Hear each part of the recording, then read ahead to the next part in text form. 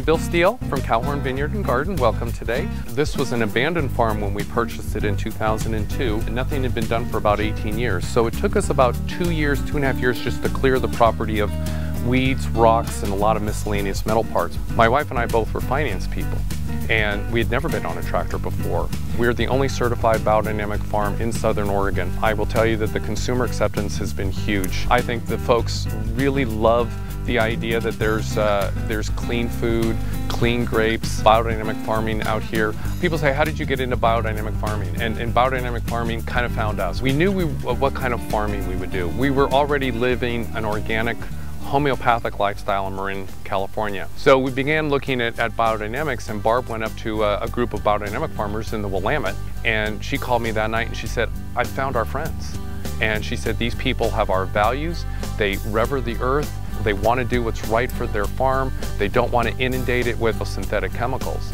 And so at that point, we began this biodynamic farming. Biodynamics in its basic form is a farming method that connects you consciously to the farm through observation. So you as the farmer have to know your soils, you have to know your property, you have to do the analysis so that you don't put the round peg in the square hole. Biodynamics is a natural, synthetic, chemical-free way of farming where you're trying to keep the property in balance naturally. It comes from treating each plant or each crop differently. In terms of biodiversity, besides the grapes, we also grow asparagus, artichokes, cherries, hazelnuts. This year we're layering in some annuals such as corn, watermelon, pumpkins, squashes. So in biodynamics, one of the basic tenets is to use the assets that you have. So for example, the winery is wood from our property. The rocks here is what we use to line the pond. Why? Because obviously rock is a huge asset here. We are out here in the farm every day walking the rows, walking the asparagus, just saying, what's going on today? What's different today than last week? You know, tasting the grapes. Everything is grown on the property. I don't sell any grapes, nor do I buy any grapes. We actually use the yeast that are on the grapes to ferment them, native fermentation. And certainly the combination of all the different diverse products that we grow here should create a unique yeast profile. In the fall, when the harvest comes in, this is where we process the grapes. So we bring them in from the fields, put them in the tanks that are around here to the side. So in biodynamics, we don't have a lot of tools and we don't use any additives, but what we can do is keep the grapes really happy. We work really hard out in the vineyard. We keep them balanced, we keep them open, we water them. Then once they're in here, our primary tool is temperature control. So for example, whites like to ferment at 52 degrees and reds like to ferment at 66-ish. So the agreement is keep them happy out there, keep them happy in here, and they make good wine. The belief is that biodiversity adds a balance.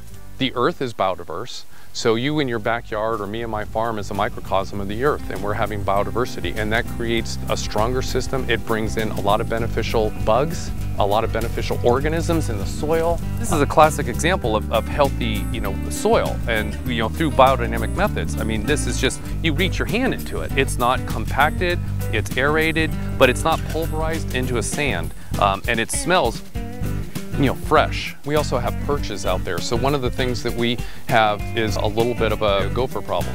And obviously being biodynamic, there's no poisons on the property. But what we can do is facilitate the predator to make it easier for them. So we've placed about 11 perches out there, always near either a block of food or a block of grapes. And what that's done is it made it a lot easier for the hawks to sit out there, and they just sit there and they're just staring until something moves. And it's a natural way of creating more balance in the property just by making it easier for the predators. These are artichoke plants. We are letting them go to seed in order to repopulate them, using the seed of the preferred plants. We have trusted seed sources, but the best seed source we could possibly have would be our own. And so for us, that we find these plants, we like that they're, look at the production is decent, the quality is really good, and so we are allowing these to go to seed, capture the seed, and then we'll plant them next year, and then we will have our own seed. So in biodynamics, you're trying to minimize your outside sources, and all of it plays into strengthening the immune system. Biodynamic farms, they're all about the immune system and strengthening it and being able to ward off disease pressures through planting the right type of soil, monitoring them, being in touch with the land, and all of that really works towards creating a healthy, complete immune system. To the consumer, the wine is in the bottle, grown on the plant, and it's that easy. But the reality, it's a little bit of controlled chaos.